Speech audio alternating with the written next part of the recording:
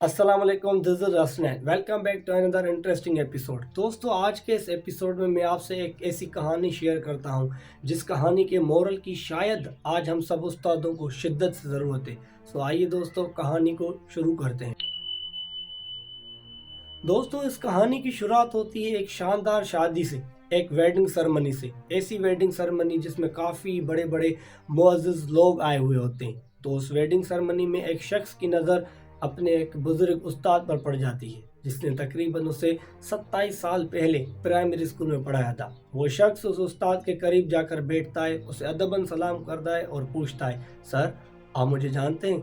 आपने मुझे पहचाना? वो उस्ताद उस शख्स के चेहरे को देखता है और कहता है कि नहीं बेटा, माजरत चाह रहा हूँ, अब मेरी उम्र काफ़ी ज़्यादा हो गई है, अब मुझे लोगों को पहचानने में थोड़ी दिक्कत होती है। हाँ, आप अपना तारफ़ करवाएं, शायद मैं आपके तारफ़ से आपको जान जाऊँ। वो शख्स कहता है कि नहीं सर, आप मुझे मेरे तारफ़ से कहाँ पहचानेंगे। हाँ, लेकिन मैं आपको अपनी क्लास का एक कोइंसिडेंस बताता हूँ, उसके बाद यकीनन आप मुझे जान जाएंगे। ये सुनकर वो उस्ताद थोड़ा सरप्राइज हो जाता है और उस आदमी से पूछता है, बेटा कौन सा कोइंसिडेंस?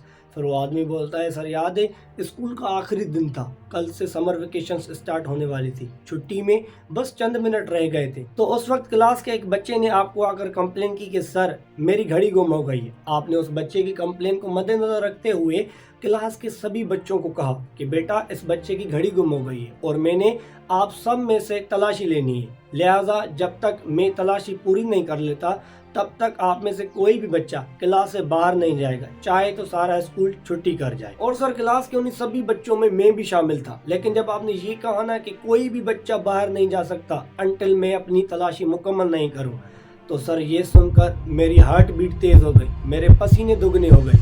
और सर मैंने दिल ही दिल में ये ठान लिया कि क्लास के सभी बच्चों के दरमियान आज मेरी अच्छी खासी इंसल्ट होनी है और सर से शायद मुझे मार भी पड़े। लेकिन सर जब आपने वो तलाशी शुरू की तो आपने हर एक बच्चे को कहा कि बेटा सब बच्चे अपनी जगह पर खड़े हो जाओ, हाथ ऊपर करो, और आप में से हर एक बच्चा आंखें बंद करके दीवार की तरफ मुंह लगाकर खड़ा हो जाए। और उसके बाद सर आपने हर एक बच्चे से एक एक करके तलाशी ली। फिर जब वो आपको घड़ी मेरी जेब से मिल गई तो आपने पोलाइटली, बिल्कुल नरम लहजे में और खामोशी से उस बच्चे को अपनी घड़ी वापस की। ना मेरी कोई इंसल्ट की, ना मुझे कोई पनिशमेंट मिली, ना ही मुझे आपसे डांट मिली। और सर उसके बाद आपने हम सब क्लास के बच्चों को छुट्टी दी और मैं सुकून से आराम से घर चला गया। सर अब तो आप मुझे जान गए होंगे ना कि मैं कौन हूँ।